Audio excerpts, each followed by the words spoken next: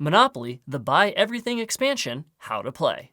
This is an expansion to original Monopoly. All the rules are the same except for these changes. For refreshers of those rules, check out this video. Each player starts the game with 2,150 money as seen here.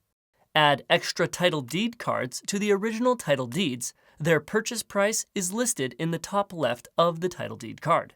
Place the sales vault onto the middle of the board.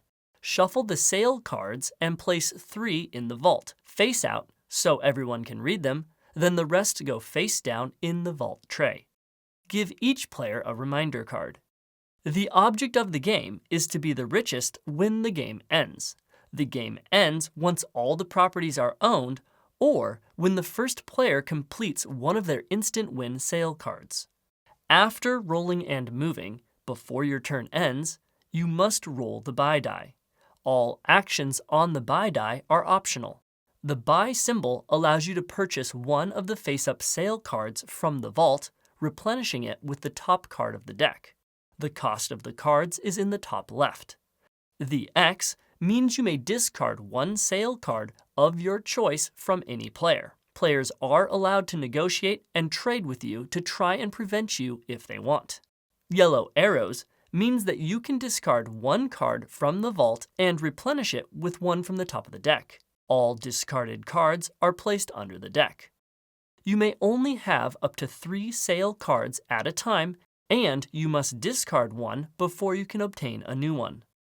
Red sale cards are single use and can only be used on your turn. Green cards have instant win conditions on them. Yellow are abilities you get to use for as long as you have the card. You may purchase any of the new property spaces when you land on them, following their effects, then paying the bank and taking the title deed card. When you land on a new property space that another player owns, follow the instructions on the title deed card.